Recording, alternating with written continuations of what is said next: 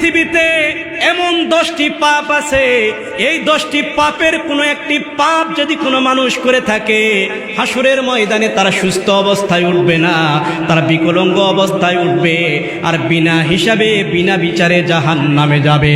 সাহাবায়ে কেরাম বলেন, ইয়া রাসূলুল্লাহ, কি এমন পাপ করলে বিনা হিসাবে বিনা বিচারে 10 শ্রেণীর মানুষ জাহান্নামে যাবে নবী?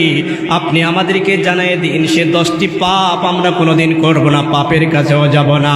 আপনার আমার নবী বলেন, সাহাবীরা, হাসরের ময়দান যেদিন কায়েম হয়ে যাবে, হাজার হাজার লক্ষ লক্ষ মানুষ সেদিন উপস্থিত হবে। এমন সময় এমন কিছু মানুষ দেখা যাবে যাদের চেহারাটা দুনিয়ায় মানুষের মতোই ছিল, কিন্তু হাসরের ময়দানে তাদের চেহারাটা হয়েছে শূকরের মতো। বলেন নাউজুবিল্লাহ। আপনার আমার নবী বলেন, দুনিয়াতে সুস্থ সাবলীল মানুষ ছিল, কিন্তু হাসরের ময়দানে তাদের চেহারাটা শূকরের মতো হয়ে যাবে। সাহাবায়ে কেরাম বলেন, ইয়া রাসূলুল্লাহ, কি এমন পাপ করলে হাসরের ময়দানে চেহারা শূকরের মতো হয়ে যাবে নবী? আপনি আমাদেরকে বলুন, সে পাপ কখনো করব না, পাপের কাছেও আমরা কখনো যাব না। আপনার আমার নবী বলেন, হে সাহাবারা, পৃথিবীতে আল্লাহ পাক রব্বুল আলামিন মানুষকে যে সম্পদ দিয়েছেন, এই সম্পদে তারা খুশি না হয়ে যখন তারা সুদের সাথে আর ঘুষের সাথে সম্পর্ক তৈরি করবে, ওই সমস্ত মানুষগুলি সুদ আর ঘুষের সাথে সম্পর্ক তৈরি করার কারণে হাসরের ময়দানে তারা মানুষ হিসেবে উঠবে না, তাদের চেহারা হবে শূকরের মতো। আল্লাহ পাক রব্বুল আলামিন বলেন, ইয়া আইয়ুহাল্লাযীনা আমানুত্তাকুল্লাহা ওয়া যারু মা বাকিয়া মিনার রিবা ইন কুনতুম মুমিনিন। আল্লাহ পাক রব্বুল আলামিন বলেন, হে পৃথিবীর মানুষ, তোমরা যদি ঈমানের দাবি করে থাকো, তোমরা কখনো সুদের কাছে যেও না, ঘুষের কাছে যেও না। যদি সুদ আর ঘুষের কাছে তোমরা যাও, তোমরা কখনো মুমিন হতে পারবা না। আপনার আমার নবী বলেন, যদি কোনো ব্যক্তি 1 জাররা পরিমাণ টাকাও সুদের খেয়ে থাকে, তার আমল নামায় 70 প্রকার পাপ লেখা হয়। সর্বপ্রথম পাপ যেটা, সেইটা হলো আল্লাহ এবং নবীদের সাথে যুদ্ধ ঘোষণা করার মতো পাপ। আর সর্বশেষ পাপ যেটা, নিজের জন্মদানকারিণী মায়ের সাথে 36 থেকে 42 বার জিনা করার পাপ লেখা হয়। বলেন নাউজুবিল্লাহ। আজকে এই জামালপুরের অবিবাহিত একটা পুরুষ, অবিবাহিত একটা মেয়ে যদি তারা জেনা করে, তারা মেলামেশা করে, জামালপুরের মানুষ একত্রিত হয়ে যাবে, তাদের জন্য বিচার করার জন্য প্রস্তুতি নেবে, ডোররা নিক্ষেপ করবে, এলাকা থেকে তাড়িয়ে দেবে। এরকম সমালোচনা বিভিন্ন জায়গায় হবে। কিন্তু মুসলমান লক্ষণীয় বিষয়, যে সমস্ত মানুষ 1 টাকা সুদ খায়, নিজের জন্মদানকারিণী মায়ের সাথে 36 থেকে 42 বার জেনা করতেছে, এই পাপের বিচার আজকে বাংলাদেশে নাই। বলেন ঠিক কি না? মুসলমান ভাইয়েরা রে আমার, এই জন্য যারা সুদ খাবে, যারা ঘুষ খাবে, তারা হাসরের ময়দানে মানুষ হয়ে উঠবে না, তাদের চেহারা হবে শূকরের মতো। আপনার আমার নবী বলেন, হে সাহাবীরা, দ্বিতীয় নাম্বারে এমন কিছু মানুষ দেখা যাবে যাদের চেহারাটা হবে বানরের মতো।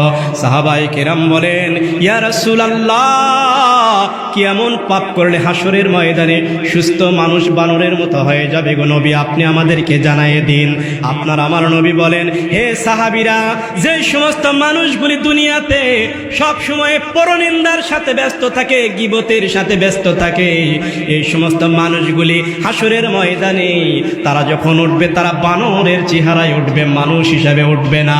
আল্লাহ পাক রব্বুল আলামিন বলেন, ওয়া কুন্না নাখুদু মাআল খাইদিন। আল্লাহ পাক রব্বুল আলামিন সূরা মুদ্দাসসিরের মধ্যে বলেন, যে সমস্ত মানুষ মানুষের কথা নিয়ে তালাতালি করে, মানুষের কথা নিয়ে গীবত করে, পরনিন্দা করে, তাদের থাকার জায়গা জাহান্নামে সাকার নামক স্থানে। বলেন নাউজুবিল্লাহ। আজকে দেখা যায় মানুষের মধ্যে গীবতের যে চর্চা, এটা সবচাইতে বেশি হয়। এমনকি রাষ্ট্রীয়ভাবেও গীবত শিক্ষা দেওয়া হয়। একজন ব্যক্তি আরেকজন ব্যক্তির কাছে যখনই বসে যায়, তখনই তারা অন্যের সমালোচনা করে। কিন্তু মনে রাখতে হবে, আপনি আর আমি যখন অন্য একজনের সমালোচনা করতেছি, আমি যখন চলে যাব, ওই ব্যক্তি আরেকজন মিলে আমার সমালোচনা করবে। বলেন ঠিক কি না? এই জন্য গীবত করা যাবে না। যদি কোনো ব্যক্তি গীবত করে, হাসরের ময়দানে তারা বানরের চেহারা নিয়ে উঠবে। আপনার আমার নবী বলতেছেন, হে ফেরেশতারা, তৃতীয় নম্বরে এমন কিছু মানুষ দেখা যাবে যারা পৃথিবীতে সুস্থ সাবলীল মানুষ ছিল, কিন্তু হাসরের ময়দানে যখন তারা উঠবে তখন তাদের হাত পা থাকবে না, কাটা অবস্থায় উঠবে। আপনার আমার নবীকে সাহাবায়ে কেরাম বলেন, ইয়া রাসূলুল্লাহ, কি এমন পাপ করলে গো নবী, সুস্থ মানুষ হাসরের ময়দানে হাত আর পা থাকবে না? সে পাপের কথা বলুন, সে পাপ কখনো করব না, পাপের কাছেও আমরা যাব না। আপনার আমার নবী বলেন, হে সাহাবীরা, এই পাপটি হলো দুনিয়ার সবচাইতে কঠিন পাপ। এইটা হলো যে সমস্ত মানুষ নিজের আব্বা আম্মাকে বাস্তব জীবনে পেয়ে গেল, হায়াতের জীবনে পেয়ে গেল, কিন্তু তাদের খেদমত করলো না। নিজের হাত এবং পা দ্বারা যদি মা এবং বাবাকে কোনোদিন আঘাত করে থাকে, ওই সমস্ত মানুষ যেদিন হাসরের ময়দানে উঠবে সেদিন তারা বিকলাঙ্গ অবস্থায় উঠবে, হাত আর পা থাকবে না। আল্লাহ তাআলা বলেন, ওয়া ক্বাদা রাব্বুকা আল্লা তা'বুদু ইল্লা ইয়্যাহু ওয়া বিল ওয়ালিদাইনি ইহসানা। আল্লাহ তাআলা বলেন, হে পৃথিবীর মানুষ সম্প্রদায়, ভালো করে শুনে রাখো, জেনে রাখো, যেদিন তোমাদেরকে হাসরের ময়দানে উঠানো হবে সেই দিন তোমরা যদি মা বাবাকে আক্রমণ করে থাকো, হাত পা বিকলাঙ্গ হবে। কারণ কি জানো নাকি? এই আয়াতের অর্থ হলো, ওয়া ক্বাদা রাব্বুকা আল্লা তা'বুদু ইল্লা ইয়্যাহু ওয়া বিল ওয়ালিদাইনি ইহসানা। হে পৃথিবীর মানুষ, একমাত্র আল্লাহর হুকুম মেনে চলা, আল্লাহর ইবাদত করা তোমাদের জন্য ফরজ, মা বাপের খেদমত করা তোমাদের জন্য ফরজ। মা বাবা যদি কখনো কোনো কথা বলে, সব কথা মানা ফরজ নয়, কিন্তু খেদমত করা ফরজ। কারণ আল্লাহ পাক রব্বুল আলামিন ইব্রাহিম আলাইহিস সালামকে যখন দুনিয়াতে পাঠিয়েছিলেন, তার বাবা তাকে বলেছিল, যাও মূর্তি পূজা করো, মূর্তির কাছে মাথা নত করো। যদি মা বাবার কথা মানা ফরজ হইতো, জাতির পিতা ইব্রাহিম আলাইহিস সালাম তাহলে আল্লাহর নবী হতে পারতেন না। মুসলমান ভাইরা রে আমার, যেই সমস্ত মানুষ মা এবং বাবাকে পেয়েছি, তারা যেন মা বাবার খেদমত করতে পারি। আল্লাহ পাক রব্বুল আলামিন যেন সকলকে কবুল করে, বলুন আল্লাহুম্মা আমিন। আপনার আমার নবী বলতেছেন, হে সাহাবারা, 4 নম্বরে হাসরের ময়দানে এমন কিছু মানুষ দেখা যাবে যাদের শরীরের মধ্যে আগুনের পোশাক থাকবে। সাহাবায়ে কেরাম বলেন, ইয়া রাসূলুল্লাহ, কি এমন পাপ করলে গো নবী, আগুনের পোশাক হাসরের ময়দানে পরিহিত অবস্থায় থাকব? সে পাপের কথা বলুন, কোনোদিন সে পাপ করব না, পাপের কাছেও আমরা যাব না। আপনার আমার নবী বলেন, হে সাহাবারা, এই পাপটি হলো পৃথিবীতে যে সমস্ত মানুষ মেয়ে হিসাবে জন্ম নিয়েছে, নারী হিসাবে জন্ম নিয়েছে, কিন্তু সবসময় পুরুষদের পোশাক পরিধান করে। আবার যে সমস্ত পুরুষ, যে সমস্ত ছেলে ছেলে হিসাবে জন্মগ্রহণ করেছে কিন্তু নারীদের পোশাক পরিধান করে, এই সমস্ত নারী আর পুরুষদেরকে হাসরের ময়দানে আগুনের পোশাক পরায় উঠানো হবে। আপনার আমার নবী বলেছেন যে ইসলামের বিধান হলো, একজন ছেলে একজন পুরুষ যখন কাপড় পরিধান করবে, টাকনুর উপর থেকে নাভির উপর পর্যন্ত কাপড় পরিধান করবে, আর একটি মেয়ে যখন কাপড় পরিধান করবে, টাকনুর নিচ পায়ের তালু থেকে মাথার তালু পর্যন্ত তাকে পর্দা করতে হবে। কিন্তু মুসলমান, লক্ষণীয় বিষয়, বর্তমান ছেলে পুরুষ যারা আছে তারা সব সময় যে জামা ব্যবহার করে, যে প্যান্ট ব্যবহার করে, তাদের জুতোর নিচে 1-1.5 ইঞ্চি প্যান্ট পাওয়া যায়। বলেন ঠিক কি না? আল্লাহর নবী বলেছেন, যদি কোনো ব্যক্তি, যদি কোনো পুরুষ যদি কখনো টাকনুর নিচে জামা পরিধান করে, তার ওই জায়গাটা জাহান্নামের আগুনে জ্বলতে থাকবে, সে যতই নেককার মানুষ হোক না কেন। আল্লাহ পাক রব্বুল আলামিন বিধান দিয়েছেন, ইসলামের বিধান, নারীদের তার পায়ের তালু থেকে মাথার তালু পর্যন্ত ঢেকে রাখতে হবে। কিন্তু বর্তমান সমাজের মেয়েরা হাফ প্যান্ট পিনতে ঘুরে বেড়ায়। বর্তমান সমাজের মেয়েরা এমন কিছু আছে, নগ্ন পোশাক পরে চলাচল করে। আল্লাহ পাক রব্বুল আলামিন মেয়েদেরকে বললেন, তোমরা বড় পোশাক পরিধান করো, ঢিলা ঢালা পোশাক পরিধান করো, মেয়েরা যত আটো করতে পারে আর যত শর্ট করতে পারে। ছেলেদেরকে বললেন, তোমরা টাকনুর উপর পরিধান করো, ছেলেরা নিয়ে যায় পায়ের নিচে। মেয়েদেরকে বললেন, পায়ের নিচে পরিধান করো, তারা নিয়ে আসে টাকনুর উপরে। বর্তমান পেলাজো নামক যে জামা নেমেছে, এটা তো জামা নয়, এটা জামা নামের কলঙ্ক। বলেন ঠিক কিনা? মুসলমান ভাইরা রে আমার, আপনার আমার নবী বলতেছেন, হাসরের ময়দানে 5 নম্বরে এমন একটা শ্রেণী দেখা যাবে, এমন কিছু মানুষ দেখা যাবে যাদের জিহ্বা বুকের নিচ পর্যন্ত ঢুলতে থাকবে। সাহাবায়ে কেরাম বলেন, ইয়া রাসূলুল্লাহ, কি এমন পাপ করলে গো নবী, মানুষের জিহ্বা মুখের ভিতর থেকে এত বড় হয়ে যাবে যে তাদের বুকের মধ্যে পেটের মধ্যে পর্যন্ত ঢুলতে থাকবে। কি এমন পাপ আমাদেরকে বলুন, সে পাপ কখনো করব না, সে পাপের কাছেও কখনো যাব না। আপনার আমার নবী বলেন, হে সাহাবারা, তারা হলো ওই সমস্ত মানুষ যে মানুষগুলি পৃথিবীতে আল্লাহ পাক রব্বুল আলামিন তাদেরকে সম্পদ দিয়েছিল, কিন্তু তারা সফলভাবে বন্টন না করে ওয়ারিসদের হক নষ্ট করেছে। এখন অনেক মানুষ আছে যারা তাদের প্রাপ্য সম্পদ তাদেরকে বুঝে দেয় না, যারা প্রাপ্য সম্পদ পাবে তাদেরকে বুঝে দেওয়া হয় না। আল্লাহ রাসূল সাল্লাল্লাহু আলাইহি ওয়াসাল্লাম বলেন, এই সমস্ত মানুষ ওয়ারিসদেরকে ফাঁকি দেওয়ার কারণে তাদের জিহ্বা নাভি পর্যন্ত চলে আসবে, বুক পর্যন্ত চলে আসবে, ঢলতে থাকবে। মুসলমান ভাইরা, লক্ষণীয় বিষয়, এখন বর্তমানে এমন কিছু মানুষ যারা বাইতুল্লাহ তাওয়াফ করতে যায়, হজ করতে যায়, হাজি হওয়ার জন্য যায়, এসে আলহাজ নামের টাইটেল লেখে। তারা হজ করতে যখন যায়, ছেলেদের নামে সম্পূর্ণ সম্পদগুলি লিখে দেয়, জমিগুলি লিখে দেয়, মেয়েদের মাথায় হাত দিয়ে বলে, মা রে, তোরে দোয়া করে দিলাম আল্লাহ পাক রব্বুল আলামিন তোর যেন ভালো করে। এই সমস্ত মানুষগুলি যারা হাজি হজ করতে যায়, ছেলেদেরকে সম্পদ দেয়, মেয়েদেরকে দেয় না। অথচ আল্লাহ রাসূল সাল্লাল্লাহু আলাইহি ওয়াসাল্লাম বলেছেন, একটি ছেলে সন্তান যে পরিমাণ সম্পদ পাবে, দুইটি মেয়ে সন্তান সে পরিমাণ সম্পদ পাবে। এইটা বুঝে দেওয়া ফরজে আইন। যদি কোনো ব্যক্তি না দেয়, কিয়ামত পর্যন্ত তার কোনো ইবাদত কবুল হবে না। আর হাসরের ময়দানে যখন উঠবে, তখন তার জিহ্বাটা নাভি পর্যন্ত, বুক পর্যন্ত ঝুলে বাহির হইতে থাকবে। বলেন নাউজুবিল্লাহ। মুসলমান ভাইরা রে আমার, আপনার আমার নবী বলতেছেন, হে সাহাবারা, হাসরের ময়দানে 6 নম্বরে এমন কিছু মানুষ দেখা যাবে যাদের মাথা থাকবে নিচের দিকে আর পা থাকবে উপরের দিকে। সাহাবায়ে কেরাম বলেন, ইয়া রাসূলুল্লাহ, কি এমন পাপ করলে মাথা নিচের দিকে আসবে, পা দুইটা উপরের দিকে যাবে? আপনি আমাদেরকে বলুন, সে পাপ কখনো করব না, সে পাপের কাছেও কখনো যাব না। আপনার আমার নবী বলেন, হে সাহাবারা, পৃথিবীতে যে সমস্ত মানুষ হারাম খাবার খায়, হারাম খাবার খাওয়ার কারণে আল্লাহ পাক রব্বুল আলামিন তাদের এই অবস্থা করবেন।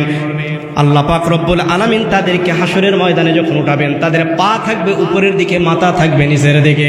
হারাম খাবারের সাথে আমরা কি রকম ভাবে সম্পর্ক মুসলমান, এইটা বলে কখনো বোঝানো যাবে না। নবীজুর একজন বিখ্যাত সাহাবী হযরতে আব্দুল্লাহ আনসারী রাদিয়াল্লাহু তাআলা আনহুর জীবনীর মধ্যে এসেছে, হযরতে আব্দুল্লাহ আনসারী রাদিয়াল্লাহু তাআলা আনহু মসজিদে নববীতে নামাজ পড়তে যাইতেন। সবার পিছনে, সবার আগে বাহির হয়ে চলে আসতেন। এমন সময় হযরত ওমর রাদিয়াল্লাহু তাআলা আনহু দেখে নিলেন, একদিন, 2 দিন, 3 দিন পর্যন্ত এই ঘটনা দেখা গেল। আব্দুল্লাহ আনসারী রাদিয়াল্লাহু তাআলা আনহু সবার পিছনে মসজিদে আসে, সবার আগে মসজিদ থেকে বাহির হয়ে চলে যায়। হযরত ওমর রাদিয়াল্লাহু তাআলা আনহু আপনার আমার নবীকে বলেন, ইয়া রাসূলুল্লাহ, আপনি বলেছেন যারা মুনাফিক তাদের জন্য মসজিদে থাকাটা কষ্টকর হবে, আর মুমিনদের জন্য মসজিদে থাকা শান্তিনীয় হবে। ইয়া রাসূলুল্লাহ, 3 দিন যাবত দেখতেছি আব্দুল্লাহ আনসারী সবার পিছনে এসে সবার আগে চলে যায়। আর অনেক সাহাবায়ে কেরাম নবীজির কাছে যখন নালিশ করলেন, আপনার আমার নবী বলতেছেন, সাহাবীরা, তোমরা মন্তব্য করো না, আমি নিজে যাব আব্দুল্লাহ আনসারীর বাড়িতে কি অবস্থা জানতে চাই। নামাজ শেষ হয়ে গেল, আপনার আমার নবী কয়েকজন সাহাবীকে নিয়ে আব্দুল্লাহ আনসারী রাদিয়াল্লাহু তাআলা আনহুর বাড়িতে চলে গেলেন। গেটে গিয়ে বললেন, আসসালামু আলাইকুম ইয়া আহলাল বাইত। সালাম দিলেন, কিন্তু সালামের কোনো জবাব নাই। আবার বললেন, আসসালামু আলাইকুম ইয়া আহলাল বাইত। সালাম দিলেন, কিন্তু সালামের কোনো জবাব নাই। আবার বললেন, আসসালামু আলাইকুম ইয়া আহলাল বাইত। কিছুক্ষণ সময় পর পর যখন সালাম দিলেন, 3 বারের বেলাও যখন কোনো জবাব আসলো না, আপনার আমার নবী তখন সাহাবীদেরকে নিয়ে যাইতে চাইতেছেন। এমন সময় আব্দুল্লাহ আনসারী রাদিয়াল্লাহু তাআলা আনহু বাড়ির ভেতর থেকে বাহির হয়ে এসে পিছনের দিক থেকে আসতেছেন আর বলতেছেন, ওয়ালাইকুমুস সালাম ওয়া রাহমাতুল্লাহ, ওয়ালাইকুমুস সালাম ওয়া রাহমাতুল্লাহ, ওয়ালাইকুমুস সালাম ওয়া রাহমাতুল্লাহ। আপনার আমার নবী বলেন, আব্দুল্লাহ আনসারী, তোমার সালামের জবাব দেখে আমি বুঝতে পারলাম, আমি 3 বার তোমাকে সালাম দিয়েছি, তুমি 3 বার শুনতে পেরেছো, কিন্তু সালামের জবাব দাওনি। হে আব্দুল্লাহ আনসারী, তুমি তো জানো আমি নবী যদি কোনো ব্যক্তির উপর রেগে যায় তার জন্য জান্নাত হারাম হয়ে যায়। হে আব্দুল্লাহ আনসারী, কেন সালামের জবাব দিলেন না? আব্দুল্লাহ আনসারী রাদিয়াল্লাহু তাআলা আনহু ডেকে ডেকে বলছেন, ইয়া রাসূলুল্লাহ, ইয়া হাবিবাল্লাহ, আমি আপনাকে কিছু জিনিস দেখাইতে চাই। আব্দুল্লাহ আনসারী রাদিয়াল্লাহু তাআলা আনহু নবীজিকে নিয়ে তার বাড়ির মধ্যে ঢুকে গেলেন, বাসার মধ্যে ঢুকে গেলেন। আপনারা আমার নবী দেখলেন বাসার ভেতরে একটি খাল খনন করা আছে গভীর করে। আব্দুল্লাহ আনসারী বলতেছেন, ইয়া রাসূলুল্লাহ, আপনি যখন প্রথমবার আমাকে সালাম দেন তখন এই যে আমি যেই জামাটা পরে আছি গো নবী, এই একটি মাত্র জামা যেটা পরে মানুষের সামনে যাওয়া যায়, যেটা পরে নামাজ পড়া যায় গো নবী, এই জন্য এই কাপড়টা মসজিদে নববী থেকে এসে আমি খুলাই দিছিলাম। আমার স্ত্রী এই জামাটা পরিধান করে নামাজ পড়তেছিল, আর আমি আমার বাড়িতে অন্য যে শর্টকাট জামা আছে এগুলো নিয়ে এই গুহার মধ্যে অবস্থান করছিলাম। ইয়া রাসূলুল্লাহ, আপনি যখন প্রথমবার সালাম দেন তখন আমি শুনতে পেয়েছি, দ্বিতীয়বার সালাম দেন শুনতে পেয়েছি, কিন্তু আমার স্ত্রীর নামাজ শেষ হয় নাই গো নবী। কিন্তু আমি চিন্তা করতেছি আল্লাহ পাক রব্বুল আলামিনের সাথে আমার স্ত্রী কথা বলতেছে আর আমাকে বিশ্বনবী ডাকতেছে, কি করতে পারে? এরকম ভাবে আপনার আমার নবীকে বলতেছেন আব্দুল্লাহ আনসারী রাদিয়াল্লাহু তাআলা আনহু, ইয়া রাসূলুল্লাহ, আপনি তৃতীয়বার সালাম দিলেন তখন আমার স্ত্রী দ্রুত গতিতে এসে জামাটা খুলে আমাকে দিলেন। আমি দেখেন ভালোভাবে পড়তেও পারি নাই, এই যে আপনার সামনে এসেছি গো নবী। এই জন্য আমি লক্ষণীয় বিষয় করেছি যে আপনি যখন যাইতেছেন দ্রুত গতিতে আমি পিছন দিকে যাইতেছি আর সালামের জবাব দিচ্ছি। আপনার আমার নবী বলেন, আব্দুল্লাহ আনসারী, তোমার বাড়িতে কাপড় নাই, মাত্র এক সেট মাত্র কাপড়, এই জামা পরিধান করো, তুমি নামাজ পড়ো, তোমার স্ত্রীকে নামাজ পড়ার ব্যবস্থা করে দাও। আমি নবী সাক্ষী দিলাম তুমি অবশ্যই হাসরের ময়দানে আমার সঙ্গে জান্নাতে প্রবেশ করবা।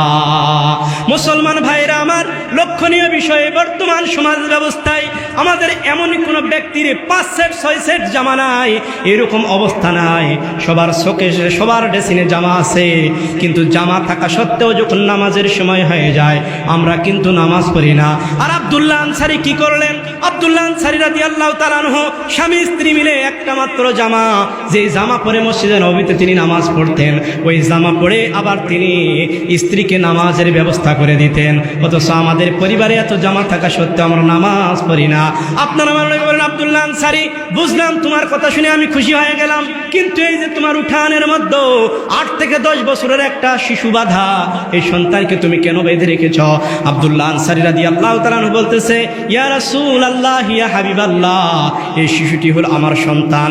এই যে আপনি দেখতে পাচ্ছেন খেজুর গাছ, এই খেজুর গাছটা আমার নয়, এটা এক ইহুদির খেজুর গাছ। ইয়া রাসূলুল্লাহ, গাছটি বাঁকা হয়ে আমার বাড়ির সীমানার উপরে এসেছে, সেখান থেকে খেজুর পেকে টুকায় টুকায় পড়ে, আর ওইটা আমার সন্তান উঠায় নিয়ে খাইতে চায়। ইয়া রাসূলুল্লাহ, আপনি বলেছেন যদি কোনো ব্যক্তি হারাম খাবার খেয়ে নিজের শরীরটাকে গঠন করে, ওই দেহ আল্লাহর জান্নাতের জন্য হারাম হয়ে যায়। ইয়া রাসূলুল্লাহ, আমার সম্পদ নাই, খেজুরের গাছ নাই, এই জন্য ইহুদির খেজুর খাওয়ার কারণে যদি আমার সন্তানের সম্পদটা হারাম দিয়ে গঠন হয়ে যায়, আমার সন্তানের জন্য জান্নাত হারাম হয়ে যায়। ইয়া রাসূলুল্লাহ, এই জন্য আমার সন্তানটাকে আমি বাঁধায়ে রাখছি গো নবী। বলুন না সুবহানাল্লাহ। আর আমরা কি করি? এখানে যদি রাস্তায় এখনই 500 টাকা থাকে, 2 মিনিট পর ঘুরে গিয়ে পাবেন না। এটা তো অনেক বড় কথা। যদি আপনি মাঠের মধ্যে একটা পেঁপের গাছ লাগান আর গাছের মধ্যে যদি কিছু পেঁপে ধরে, আর আপনি যদি বাড়িতে থাকেন, কোন দিন যেন পেঁপেগুলি কে নিয়ে যাবে আপনি বুঝতেও পারবেন না, কোন আল্লাহর বান্দা নিয়ে গেছে। মুসলমান 95-96% মুসলমানের দেশে সামান্য 5 টাকার জিনিস পর্যন্ত কখনো রাখা যায় না, বলেন ঠিক কিনা? মুসলমান ভাইরারে আমার, আপনার আমার নবী বলতেছেন, হে সাহাবীরা, হাসরের ময়দানে 7 নম্বরে এমন কিছু মানুষ দেখা যাবে যারা হবে অন্ধ, কিন্তু দুনিয়াতে তারা চোখ দিয়ে দেখতে পাইতো। আপনার আমার নবীকে সাহাবায়ে কিরাম বলতেছেন, ইয়া রাসূলুল্লাহ, কি এমন পাপ করলে গো নবী চক্ষু অন্ধ হয়ে যাবে? আপনি সে পাপের কথা আমাদেরকে বলুন, আমরা কখনো সে পাপ করব না, পাপের কাছেও আমরা যাব না। আপনার আমার নবী বলতেছেন, হে সাহাবারা, 7 নম্বরে যে সমস্ত মানুষগুলি উঠবে তারা অন্ধ হবে, কিন্তু দুনিয়াতে তারা দেখতে পাইতো। সাহাবায়ে কিরাম বলেন, ইয়া রাসূলুল্লাহ, কি এমন পাপ করলে গো নবী হাসরের ময়দানে অন্ধ হবো, আপনি আমাদেরকে বলুন। আপনার আমার নবী বলতেছেন, হে সাহাবারা, যেদিন এই মানুষগুলো পৃথিবীতে ছিল, পৃথিবীতে থাকা অবস্থায় আল্লাহ তাআলা তাদেরকে সম্মানজনক অবস্থান দান করেছিলেন। তারা বিভিন্ন জায়গায় বিচারের দায়িত্ব পালন করত। বিচারের যখন দায়িত্ব পালন করত, এই বিচারের দায়িত্ব পালন করতে গিয়া তারা অনেক সময় সাক্ষীর কথা বুঝতো না, তারা দলের কথা বুঝতো, ব্যক্তি স্বার্থের কথা বুঝতো। আর এই ব্যক্তি স্বার্থের কথা, দলের কথা, নিজের কথা ভেবে ওই মানুষগুলো মিথ্যা রায় দিত। যে সমস্ত বিচারকরা মিথ্যা রায় দিত, ওই সমস্ত বিচারকরা আজকে অন্ধ অবস্থায় হাসরের ময়দানে উঠছে। আল্লাহ পাক রব্বুল আলামিন বলেছেন, ওয়ামান আরাদা আন যিকরিহিম ফাইন্না লাহু মাঈশাতান দঙ্কা ওয়া নাশুরুহু ইয়াওমাল কিয়ামাতি আ'মা। আল্লাহ পাক রব্বুল আলামিন বলেন, হে পৃথিবীর মানুষ, যদি কোনো ব্যক্তি আমার বিধান দেখার পরে মনটা খারাপ করে, মনটা গোসা করে, অপছন্দনীয় মনে করে, আমি তার জীবনটাকে দুনিয়ায় করে দেব ধ্বংস। আর হাসরের ময়দানে যখন উঠবে তখন তাকে আমি অন্ধ অবস্থায় উঠাবো। বলুন নাউজুবিল্লাহ। বাংলাদেশের বিভিন্ন জায়গায় আমরা দেখেছি বিচারকদের অবস্থা। আল্লামা সাইদি রহমাতুল্লাহি আলাইকে মিথ্যা ধর্ষণের অপবাদ দিয়া যখন তাকে জেলখানার মধ্যে বন্দী করা হয়েছিল, যে জজগুলি তাদের বিচারের রায় দিয়েছিল, তাদের অবস্থা আজকে তাকিয়ে দেখুন, বাংলাদেশে থাকা তাদের ভাগ্য হয় না। বিচারক কালামানিকের অবস্থা তো অনেকেই দেখেছেন, বলেন ঠিক কিনা? মুসলমান ভাইরারি আমার, আল্লাহ পাক রব্বুল আলামিন সূরা কলমের মধ্যে বলেছেন, উতুন্নিম বাআদা যালিকা জানিম। দুনিয়াতে যে সমস্ত মানুষ বিভিন্ন ভাবে আলিম ওলামাদেরকে কষ্ট দিবে, তারা হবে জারজ সন্তান। বলেন নাউজুবিল্লাহ। মুসলমান ভাইরারি আমার, আপনার আমার নবী ডেকে ডেকে বলছেন, হে সাহাবীরা, হাসরের ময়দানে 8 নাম্বার এমন কিছু মানুষ দেখা যাবে যাদের শরীর থেকে পচা গন্ধ বাহির হতে থাকবে। সাহাবায়ে কেরাম বলেন, ইয়া রাসূলুল্লাহ, কি এমন পাপ করলে শরীর থেকে পচা গন্ধ বাহির হবে গো নবী, আপনি আমাদেরকে বলুন। আপনার আমার নবী বলেন, হে সাহাবীরা, তারা হলো ওই সমস্ত মানুষ যাদের নিজের স্ত্রী থাকার পর অন্য মেয়েদের সাথে জেনা করত। ওই সমস্ত মেয়ে যারা নিজের স্বামী থাকা সত্ত্বেও অন্য পুরুষদের সাথে জেনা করত, এই জেনাকারদের শরীর থেকে সেই দিন পচনশীল গন্ধ ছড়াতে থাকবে। বলেন নাউজুবিল্লাহ। মুসলমান ভাইরা রে আমার, বর্তমান জেনাটাকে রাষ্ট্রীয়ভাবে প্রতিষ্ঠিত করা হচ্ছে। এই জেনা রাষ্ট্রীয়ভাবে শিক্ষা দেওয়া হচ্ছে। 14ই ফেব্রুয়ারি যখন আসে, একজন ছেলে আরেকজন মেয়ের হাত ধরে যখন ঘোরাঘুরি করে, বাংলাদেশ সরকার এর জন্য কোনো ব্যবস্থা নেয় না, বরং এই দিনটাকে ভালোবাসা দিবস হিসেবে আখ্যায়িত করতে। বলেন নাউজুবিল্লাহ। ইসলামে কোনো ভালোবাসার দিবস লাগে না। ইসলামের ভালোবাসার প্রতিটা সময়, সব সময় মায়ের প্রতি সন্তানের ভালোবাসা, বাবার প্রতি সন্তানের ভালোবাসা, স্বামীর প্রতি স্ত্রীর ভালোবাসা, ভাইয়ের প্রতি বোনের ভালোবাসা, এই ভালোবাসা সব সময় থাকবে। আর এইটাকে যারা নষ্ট করে দিতে চায়, ওই সমস্ত রাম আর বামরা এটা তৈরি করেছে। বলেন নাউজুবিল্লাহ। এই জন্য 14ই ফেব্রুয়ারির দিন নিজের ছেলে আর মেয়েদেরকে আমরা নিজেরা যেন হেফাজত করতে পারি। মুসলমান ভাইয়েরা রে আমার, স্কুলের নামে, কোচিং এর নামে ছেলে মেয়েগুলি যখন চলে যায়, কি করে, কোথায় থাকে, পিতামাতা এটার খোঁজ রাখে না, মা বাবা খোঁজ রাখে না। ওই সমস্ত সন্তানরা যায় আর মোবাইল নিয়ে ব্যস্ত হয়ে যায়। শিক্ষাঙ্গনের দিকে রে ভাই দেখো না চোখ মেলিয়া, ছাত্ররা সব বৈসারিয়া আসে শুধু ফোন লইয়া। লেখাপড়া সাইরায়ুরা, লেখাপড়া সাইরায়ুরা হইতাছে মডার্ন। শিক্ষিত শয়তান, ওরা শিক্ষিত শয়তান। বলেন ঠিক কিনা? মুসলমান ভাইরা রে আমার, আপনার আমার নবী বলতেছেন, হে সাহাবারা, হাসরের ময়দানে 9 নম্বরে এমন কিছু মানুষ দেখা যাবে রে, যাদের গলায় দড়ি পরিহিত থাকবে, ফাঁসির দড়ি অবস্থায়। আপনার আমার নবীকে সাহাবায়ে কেরাম বলেন, ইয়া রাসূলুল্লাহ, কি এমন পাপ করলে হাসরের ময়দানে যখন মানুষ উঠবে গলায় ফাঁসির দড়ি থাকবে, আমাদেরকে বলুন। সে পাপ কখনো করব না, পাপের কাছেও আমরা যাব না। আপনার আমার নবী ডেকে বলেন, হে সাহাবারা, যে সমস্ত মানুষ দুনিয়ার জমিনে আলেম উলামাকে কষ্ট দেয়, হাফেজে কোরআনদেরকে কষ্ট দেয়, তাদের নামে মামলা করে, হামলা করে, বিভিন্ন রকম ভাবে দোষমন্দ করে, চাপাচাপি করে, এই মানুষগুলো যেদিন হাসরের ময়দানে উঠবে, তাদের গলায় ফাঁসির দড়ি থাকবে। মুসলমান ভাইরা রে আমার, আমরা দেখেছি এই যে এই বছরের শুরুর দিকেও পর্যন্ত বিভিন্ন জায়গায় মাহফিল করতে গিয়েছি, যখন কোনো কথা বলতে দেওয়া হয়, কিছু কিছু পাতি নেতা যাদের সমাজে 4 না পয়সার গ্রহণযোগ্যতা নাই, এই সমস্ত পাতি নেতা এসে বলে হুজুর সাবধানে কথা বলেন। আলেমকে আলেমরা পরামর্শ দেবে, কিন্তু কিছু জালেমরা এসে আলেমের মসনদে বসতে চায়। তারা প্যান্ডেল করে পোস্টার করে যখন মানুষ জমায়েত করতে পারে না, তখন কি করে কোরআনের মাহফিলে এসে তাদেরকে দেখা যায় বক্তৃতা দিতে শুরু করে। আমাদের খেতলালে একজন ব্যক্তি ছিলেন খলিলুর রহমান সর্দার।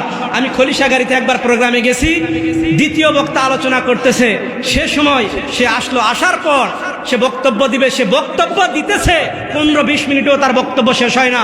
জনগণ কি তার বক্তব্য শোনার জন্য আসে? আলেমদের ফোকাস করে, আলেমদের নাম ব্যবহার করে এই সমস্ত জালিয়াতি করতে আর দেওয়া যাবে না, এটা বন্ধ করতে হবে। আল্লাহ পাক সুবহানাহু ওয়া তাআলা বিশ্ববাসীকে জানাইতেছেন পৃথিবীর মধ্যে সবচাইতে সম্মানজনক মানুষ যারা, আল্লাহ তাআলাকে যারা ভয় করে, তারা হলো আলেম। নবী সাল্লাল্লাহু আলাইহি সাল্লাম বলতেছেন, ক্বালা রাসূলুল্লাহ সাল্লাল্লাহু আলাইহি ওয়াসাল্লাম, খায়রুল খিয়ারে খিয়ারুল উলামা ওয়া শাররুল শিরারে শিরারুল উলামা। পৃথিবীতে যে সমস্ত আলিম আছে তাদের মধ্যে 2টা দল আছে। একটা দল তারা সব সময় রাষ্ট্রের পক্ষ থেকে হাদিয়া তহফা পাবে, একটা দল তারা সব সময় রাষ্ট্রের পক্ষ থেকে পুরস্কার পাবে, আর একটা দল সব সময় তারা বিভিন্ন রকমভাবে নির্যাতিত হতে থাকবে। আমরাও দেখেছি বাংলাদেশের রাজপথে যখন বিভিন্ন রকম আন্দোলন হয়েছিল, বাংলাদেশের বিভিন্ন জায়গায় যখন বিভিন্ন রকম কথা হয়েছিল, রাষ্ট্র সরকার বাংলাদেশের বিভিন্ন আলেমকে জেলখানার মধ্যে বন্দী করেছিল। আর সেই সময়ও কিছু আলেমকে আমরা দেখেছি রাষ্ট্রের পক্ষ থেকে হাদিয়া তহফা পায়, যেমন ডক্টর কফিলউদ্দিন সালেহী, যেরকম শলাকিয়া ঈদগার ইমাম ফরিদউদ্দিন মাসুদ, এরা সব সময় রাষ্ট্রের পক্ষ থেকে হাদিয়া তহফা পায়। কিন্তু এমন কিছু মানুষ, আমির হামজার মতো একজন ব্যক্তি 3 বছর মিথ্যা মামলায় জেলখানার মধ্যে বন্দী থাকলো, এর বিচার কোথায় হবে? হাসরের ময়দানে কিন্তু একদিন পাওয়া যাবে, বলেন ঠিক কিনা? এজন্য বলতে চাই, যে সমস্ত মানুষ আলিম ওলামাদের বিরুদ্ধাচারণ করবে, হাফেজে কোরআনদের সাথে বিরুদ্ধাচারণ করবে, শত্রুতা করবে, তারা যখন হাসরের ময়দানে উঠবে তাদের গলায় ফাঁসির দড়ি থাকবে, বলেন নাউজুবিল্লাহ। মুসলমান ভাইরা আমার, আপনার আমার নবী বলতেছেন হাসরের ময়দানে 10 নম্বরে এমন কিছু মানুষ দেখা যাবে রে সাহাবীরা, যে সমস্ত মানুষগুলি বোবা হবে, কথা বলতে পারবে না, কিন্তু দুনিয়ায় তারা কথা বলতে পারতেন। আপনার আমার নবীকে সাহাবায়ে কেরাম বললেন, ইয়া রাসূলুল্লাহ, ইয়া হাবিবাল্লাহ, কি এমন পাপ করলে হাসরের ময়দানে একজন ভালো মানুষ বোবা হয়ে যাবে গো নবী? আপনি আমাদেরকে বলুন, সে পাপ করব না, পাপের কাছেও আমরা কখনো যাব না। আপনার আমার নবী বলেন, হে সাহাবারা, তারা পৃথিবীর ওই সমস্ত মানুষ যারা বিভিন্ন রকম সময় যারা নেশার সাথে সম্পৃক্ত হয়ে যায়। মুসলমান ভাইরা রে আমার, এখন আমরা যদি লক্ষ্য করি তাহলে দেখব 100 জনের মধ্যে 40-50 জন মানুষ নেশার সাথে সম্পৃক্ত। কেউ দেখেন আপনি গাঁজা খায় শুকনা নেশা, কেউ তারি খায় ভেজা নেশা, আবার দেখা যায় কোনো ব্যক্তি যারা বিড়ি খায় তাদেরকেও আমরা এইরকম করি। এই যে তামাক দিয়ে বিড়ি তৈরি হয়, এই তামাক দিয়ে আবার জর্দা বানানো হয়, এমন কিছু মানুষ পানের মধ্যে দিয়ে খেয়ে নেয়। ওয়াল্লাহি, আল্লাহর কসম, এগুলো হলো হারাম। আর হারাম খাবার খেয়ে দেহ গঠন করলে কখনো জান্নাতে যাওয়ার আশা করা যায় না। আল্লাহ পাক সুবহানাহু ওয়া তাআলা সূরা বনী ইসরাঈলের মধ্যে বলতেছেন, ওয়াকাদা রাব্বুকা আল্লা তা'বুদু ইল্লা ইয়্যাহু ওয়া বিল ওয়ালিদাইনি ইহসানা। হে পৃথিবীর মানুষ সম্প্রদায়, একমাত্র আল্লাহর হুকুম মেনে চলা তোমাদের জন্য ফরজ, ইবাদত করা তোমাদের জন্য ফরজ, অন্য কারো হুকুম মেনে চলা তোমাদের জন্য ফরজ নয়। কিন্তু ইল্লা ইয়্যাহু ওয়া বিল ওয়ালিদাইনি ইহসানা, আল্লাহ তাআলা মা বাবার খেদমত করা তোমাদের জন্য ফরজ করে দিয়েছেন। আমি আগেও বলেছি, আল্লাহ পাক রব্বুল আলামিন মা বাবার কথা শোনা কেন ফরজ করেননি? হযরতে ইব্রাহিম আলাইহিস সালাতু ওয়াস সালাম কে যখন তার বাবা মূর্তি পূজার কথা বলেছিলেন, মা বাবার কথা মানা যদি ফরজ হয়ে যেত, ইব্রাহিম আলাইহিস সালাম আল্লাহর নবী হইতে পারতেন না। মুসলমান ভাইরা রে আমার, আল্লাহ পাক সুবহানাহু ওয়া তাআলা মা বাবার খেদমত করা ফরজ করেছেন, কথা মেনে চলা ফরজ নয়। তবে যে মা বাবা সন্তানকে কোরআন আর সুন্নাহর দৃষ্টিতে, শরীয়তের দৃষ্টিতে কোনো হুকুম করে, ওই হুকুম মেনে চলা ফরজ। আর তাগুদের সাথে সম্পৃক্ত যদি কোনো হুকুম করে, সেই হুকুম মানা যাবে না, এটা হারাম। মুসলমান ভাইরা আমার, আল্লাহ পাক সুবহানাহু ওয়া তাআলা বলতেছেন, হে পৃথিবীর মানুষ সম্প্রদায়, তোমরা মা বাবার খেদমত করো, আর আমি আল্লাহ তাআলার হুকুম মেনে চলাই কেবলমাত্র তোমাদের জন্য ফরজ, অন্য কারো হুকুম তোমাদের জন্য মানা যাবে না। তবে মা বাবার খেদমত করো। যদি তোমাদের মা বাবা একজন কিংবা দুইজন যদি বার্ধক্যে পৌঁছে যায়, তোমরা তাদের সাথে ধমক দিয়ে কথা বলো না, যাতে করে তারা উহ শব্দ উচ্চারণ করে। তোমরা সবসময় তাদের সাথে সদাচরণ ব্যবহার করতে থাকো। আল্লাহ পাক রব্বুল আলামিন বলেন, ওয়াকফিদ লাহুমা জানাহাজ্জুল্লি মিনার রাহমাতি ওয়া কুর রব্বিরহামহুমা কামা রব্বায়ানি সগীরা। আল্লাহ তাআলা বলেন, হে পৃথিবীর মানুষ, তোমাদের মা কিংবা বাবা অথবা মা বাবা দুজনেই যদি তোমাদের মাঝ থেকে বিদায় নিয়ে চলে যায়, তখন তোমরা তাদের জন্য দোয়া করো, হে আল্লাহ পাক রব্বুল আলামিন, আমার শৈশবে আমার মা বাবা আমাকে যেরকম ভাবে লালন পালন করেছে, তার কবরেও আপনি তাকে সেই রকম ভাবে লালন পালন করেন। এই আয়াতের অর্থ দেখারও এরকম, কিন্তু বলা হয়নি হে আল্লাহ পাক রব্বুল আলামিন, আপনি আমার মা বাবার সাথে কবরের মধ্যে সম্মানজনক ভালো ব্যবহার করেন। শুধু এইটা নয়, কারণ আমরা লক্ষ্য করলেই দেখতে পারি বিভিন্ন মানুষ যাদের সন্তানকে তারা মূল্যায়ন করে না। অনেক মানুষ আছে সন্তানকে মেয়েরা দুধ খাওয়ায় না, কি খাওয়ায়? এই যে বিভিন্ন প্যাকেটের যে দুধ পাওয়া যায়, ডানো, এই সমস্ত দুধ তারা সন্তানকে খাওয়ায়। এই সন্তানগুলো এই দুধ খায়, দুধ খাওয়ার পর তাদের আচরণ হয়ে যায় পশুর মতো। কারণ এই যে দুধ তৈরি হয়, এটা ঘাস দিয়ে তৈরি হয়, বিভিন্ন মেডিসিন দিয়ে তৈরি হয়। আর এইটা খাওয়ার পর সন্তান মা বাবার প্রতি আর মহব্বত ভালোবাসা থাকে না। আপনার আমার নবী সাহাবায়ে কেরামদেরকে বলতেছেন, হে সাহাবারা, বনি ইসরাইলের একটা ঘটনা তোমাদেরকে শোনাবো। বনি ইসরাইলের 3 জন যুবক যাচ্ছিলেন এক জায়গায়, হঠাৎ করে বৃষ্টি চলে আসলো। তারা একটা পাহাড়ের গুহার মধ্যে প্রবেশ করলেন, আর এখানে পানির কারণে একটা পাথর পাহাড়ের উপর থেকে সে গুহার মুখে লেগে গেল। তারা আর বাহির হইতে পারে না, কান্না শুরু করে দিলেন, চিৎকার করলেন, কিন্তু যখন কেউ শুনতে পায় না, তখন তারা চিন্তা করলেন, আমাদের জীবনের যে সমস্ত নেক আমল আছে, আমাদের জীবনের যে সমস্ত ভালো কাজ আছে, এই কাজগুলি দিয়ে আল্লাহ তাআলার কাছে দোয়া করতে হবে। একজন যুবক বলতেছেন, হে আল্লাহ পাক রব্বুল আলামিন, আমি প্রতিদিন দুধ দহন করে সবার আগে আমার মা বাবাকে খাইয়ে দিতাম, মা বাবাকে খাওয়ানোর পর আমার স্ত্রী সন্তানকে খাইতে দিতাম। হে রব্বে কারীম, আমি একদিন বাড়িতে ফিরতে, বাসায় ফিরতে দেরি হয়ে গেল।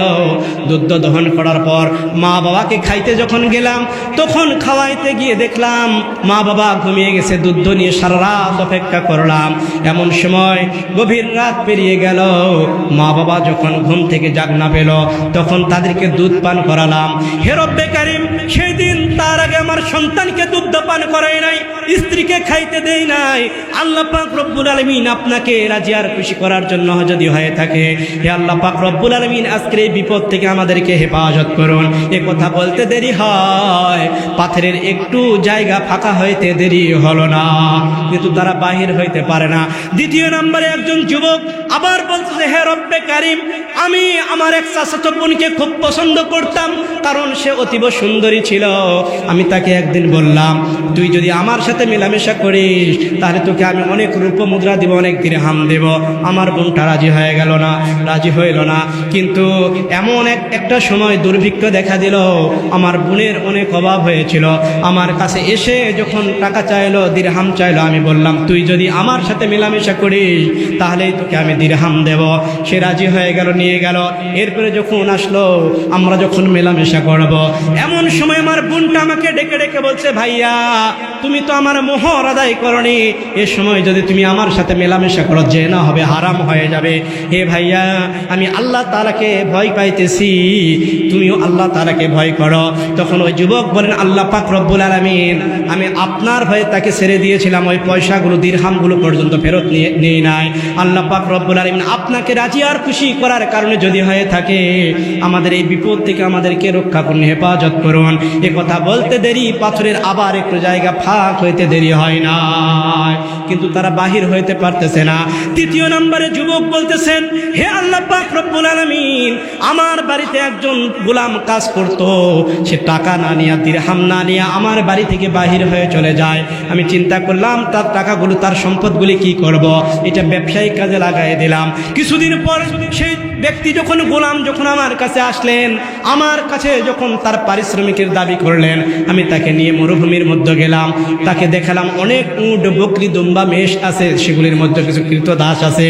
আমি বললাম এই সব কিছু তোমার। এবার সেই গোলাম বলতেছিল, আপনি কি আমার সাথে ফাজলামি করেন নাকি, মজা করেন নাকি? আমি বললাম না না না, তোমার ওই টাকাগুলো ব্যবসায় আমি খাটিয়েছি, তারপরে তোমার এই সম্পদ হয়েছে, তুমি এগুলি নিয়ে নাও। আল্লাহ পাক রব্বুল আলামিন শুধু তোমার খুশির জন্য এই কাজ করেছি। রব্বে কারিম, যদি তোমার ওয়াস্তে করে থাকি, এই বিপদ থেকে আমাদেরকে হেফাজত করেন। সঙ্গে সঙ্গে পাথরটা অনেক দূরে চলে গেল। 3 যুবক বাহির হয়ে চলে আসলেন। মুসলমান ভাইরা, এজন্য বলতে চাই, মানুষের জীবনে বিপদ আসবে, আমাদের জীবনেও বিপদ আসে। যখন বিপদ আসবে তখন আমরা মা বাবার সাথে সদাচরণ ব্যবহার করার চেষ্টা করব। যখন বিপদ আসবে তখন নেক দোয়ার করার চেষ্টা করব। নেকির কথা মনে করে, ভালো কাজের কথা মনে করে যদি আমরা দোয়া করি, আল্লাহ পাক রব্বুল আলামিন দোয়া কবুল করেন। আল্লাহর বরত্বর কথা বলে, আল্লাহর প্রশংসা করে যদি আমরা দোয়া করি, আল্লাহ পাক রব্বুল আলামিন আমাদের দোয়া কবুল করে। বলুন আল্লাহুম্মা আমিন। মুসলমান ভাইরা রে আমার, যে কথা বলতে চাচ্ছিলাম, আল্লাহ পাক রব্বুল আলামিন মা বাবার খেদমত করা কেন ফরজ করে দিয়েছেন? আল্লাহ তাআলা বলেন, হে পৃথিবীর মানুষ, তোমরা জানো নাকি? আল্লাহ পাক রব্বুল আলামিন বলতেছেন, আমি এমন একটা সময় এই পৃথিবীতে যখন কিছুই ছিল না, তখন চিন্তা করেছিলাম, হাল আতা আলাল ইনসানি হিনুম মিনাদ দাহরি লাম ইয়াকুন শাইআম মাযকুরা। আল্লাহ তাআলা বলতেছেন, হে পৃথিবীর মানুষ, তোমরা ভালোভাবে শুনে নাও, ভালোভাবে জেনে নাও, যখন তোমাদের কোনো অস্তিত্ব ছিল না, যখন তোমাদের কোনো চিহ্ন ছিল না, নিশ্চিহ্ন সময় তোমাদের চিহ্ন দান করেছি, এই পৃথিবীতে আসার সুযোগ করে আমি তোমাদেরকে দিয়েছি। মুসলমান ভাইরা রে আমার, মা বাবার মাধ্যমে আল্লাহ পাক রব্বুল আলামিন পৃথিবীতে আসার ব্যবস্থা করে দিয়েছেন। এই জন্য মা বাবার খেদমত করে আল্লাহ তাআলা ফরজ করে দিয়েছেন। যদি কোনো ব্যক্তি মা বাবাকে কষ্ট দেয়, সে যত বড় আলেম হোক, ইমাম হোক, এমনকি কাবার ইমাম আব্দুর রহমান সুদাইসির দোয়াও কবুল হবে না যদি মা বাবার বিরুদ্ধাচরণ করে। মুসলমান ভাইরা রে আমার, কিন্তু বর্তমান সময়ে দেখা যায় এমন কিছু মা বাবা আছে যারা সন্তানের সাথে বিভিন্ন রকম সদাচরণ ব্যবহার করে না, খারাপ ব্যবহার করে। হযরত ওমর রাদিয়াল্লাহু তাআলা আনহু তার খেলাফতের সময় রাষ্ট্র পরিচালনা করছেন। এমন সময় একজন যুবক এসে হযরত ওমরের সামনে কান্না শুরু করে দিলেন, কাঁদতে শুরু করে দিলেন, আর বলতেছেন, হে আমিরুল মুমিনিন, আমি সুসাইড করব, আত্মহত্যা করব, নয়তোবা আমাকে সফল একটা বিচারের ব্যবস্থা করে দেন। হযরত ওমর বলেন, যুবক, তুমি একটু বসো, তুমি একটু বসো, স্থির হয়ে যাও। তুমি যদি এরকম ছটপট করতে থাকো, কিভাবে তোমার বিচার করে দেব? কিছুক্ষণ পর আমিরুল মুমিনিন ওমর ফারুক রাদিয়াল্লাহু তাআলা আনহু যুবককে জিজ্ঞেস করলেন, হে যুবক, কি হয়েছে আমাকে বলো। এবার যুবক বলতেছে, হে আমিরুল মুমিনিন, আমার বয়স যখন 2 বছর, তখন আমার বাবা ইন্তেকাল করেন, মৃত্যুবরণ করেন। তখন থেকে আমার মায়ের কাছে আমি থাকি, মা আমাকে লালন পালন করেছে। হে আমিরুল মুমিনিন, আমার বয়স এখন 18 বছর। সে 2 বছরের সময় থেকে আমার নানি বাড়িতে আমার 3 জন মামা, আমার মা আমাকে নিয়ে থাকে। এরকম অবস্থায় আজকে সকালবেলা আমার মা আমাকে আঘাত করতে করতে বাড়ি থেকে বাহির করে দিচ্ছে, আর বলতেছে, তুই আমার সন্তান নয়, আজকের পর থেকে কখনো আমাকে মা বলে ডাকবি না, আজকের পর থেকে বাড়িতে কখনো আসবি না, তোর মা আমি নয়, তুই আমার সন্তান নয়। এরকম ভাবে আমার মা আমাকে মারতেছে। আমি মাকে বোঝানোর জন্য অনেক চেষ্টা করলাম, কিন্তু আমার মা সে কথা বুঝলো না। হে আমিরুল মুমিনিন, অবশেষে কান্না করতে করতে আমার মাথায় একটা স্থির বুদ্ধি চলে এলো যে আমিরুল মুমিনিন ওমরের দরবার ছাড়া আমার বিচারের ফয়সালা হতে পারে না, এই জন্য আপনার কাছে এসেছে। হযরত ওমর সঙ্গে সঙ্গে প্রশাসনিক একজন লোককে ডেকে বললেন, যুবকের কথাগুলো শোনো, আর তার কথা অনুযায়ী দ্রুত গতিতে একটা নোটিশ পাঠিয়ে দাও, যেন কালকে 10টার মধ্যে তারা এখানে উপস্থিত হয়ে যায়। যুবকের কথাগুলি শোনার পরে এইবার সেই ব্যক্তি চলে গেলেন একটা নোটিশ নিয়ে, সেই জায়গাতে গিয়ে বলেন, আসসালামু আলাইকুম ইয়া আহলাল বাইত, বাড়িতে কেউ আছেন নাকি? এবার বাড়ির ভিতর থেকে যখন জবাব দেওয়া হলো, তখন বলা হলো এইরকম নামে, এই নামে একটা মেয়ে এই বাড়ি থেকেই থাকে। বলে হ্যাঁ। বলে এই নামে একজন যুবক, সে নাকি তার সন্তান, কিন্তু মা তাকে অস্বীকার করতেছে, মেনে নিচ্ছে না। এই জন্য অমরের দরবারে মামলা করেছে। আগামীকাল সকাল 9টা থেকে 10টার মধ্যে অমরের দরবারে তোমরা উপস্থিত হবা। এইরকম ভাবে রাত্রটা যখন হয়ে গেল, ফজর হয়ে গেল, এইবার ওই মেয়েটা তার ভাইদেরকে নিয়ে পরামর্শ করতেছে। অমরের পক্ষ থেকে নোটিশ দেওয়া হয়েছে, যদি আমরা যাই তাহলে আমাদের জন্য ভালো কল্যাণ হবে, আর যদি না যাই আমাদেরকে বেঁধে নিয়ে যাবে, তখন আমাদের খবর খারাপ হয়ে যাবে। এবার মেয়েটা তার 3 জন ভাইকে নিলেন এবং 40 জন সাক্ষী নিলেন। এলাকার মধ্য থেকে মোট 44 জন ব্যক্তি হযরত ওমরের দরবারে রওনা দিয়ে দিলেন। হযরত ওমরে ফারুক রাদিয়াল্লাহু তাআলা আনহুর দরবারে যখন 43-44 জন ব্যক্তি যখন রওনা দিয়েছেন, যখন পৌঁছে গেলেন, হযরত ওমর রাদিয়াল্লাহু তাআলা আনহু বিচারের কাজ যখন শুরু করে দিলেন। এবার মেয়েটাকে বলতেছেন, তুমি নাকি ওই যুবকের মা, কিন্তু অস্বীকার করতেছো কেন? এবার মেয়েটা বলতেছে, আমিরুল মুমিনিন, পৃথিবীতে আমার কোনোদিন বিবাহ হয় নাই, আমার সন্তান হবে কোথা থেকে? আমিরুল মুমিনিন বলে, তোমার কি কোনো সাক্ষ্য আছে? মেয়েটা ডেকে ডেকে বলছে, আমিরুল মুমিনিন, শুধু সাক্ষ্য নয়, 44 জন এসেছি, তার মধ্যে 43 জন সাক্ষী, আমার 3 জন ভাই, আর বাকি 40 জন আমার এলাকাবাসী। হযরত ওমর বললেন, দ্রুত গতিতে তোমার একটা ভাইকে ডাকো। এবার তার ভাইকে ডাকা হলো। তার ভাই বলতেছে, আমিরুল মুমিনিন, আমার বোনকে আমরা কোনোদিন বিবাহ দেই নাই, বোনের কোনো সন্তান নাই। এই যুবক মিথ্যাভাবে মামলা করেছে আমার বোনের মানহানি করার জন্য। যুবককে বলা হলো, যুবক, তোমার যে এইটা মা, এই পক্ষে তোমার কি কোনো প্রমাণ আছে? যুবক বললেন, আমিরুল মুমিনিন, আল্লাহ ছাড়া আমার কাছে কোনো প্রমাণ নাই। এবার যুবককে আমিরুল মুমিনিন বললেন, তোমাকে কিছু টাইম দেওয়া হলো, আগামীকাল সকাল 9টায় এই বিচারের রায় শুনানি দেওয়া হবে, তুমি সকাল 9টার আগে তোমার সাক্ষ্যদেরকে নিয়ে আসবা।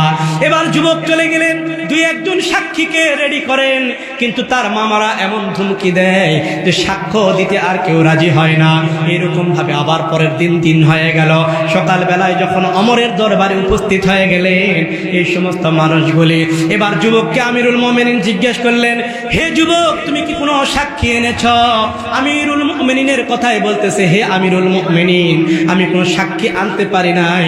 এবার আমিরুল মুমিনিন বলতেছেন, যুবক, তুমি যদি সাক্ষ্য আনতে না পারো তাহলে টোররা নিক্ষেপ করব, তুমি প্রস্তুতি গ্রহণ করো। যুবকের শরীর থেকে কাপড়গুলো খুলায়ে নেওয়া হচ্ছে। এবার তাকে ডোররা নিক্ষেপ করা হবে, তার মাথাটা হালিয়ে রাখা হয়েছে। এমন সময় ওই পথ দিয়ে যাইতেছেন হযরতে আলী রাদিয়াল্লাহু তাআলা আনহু।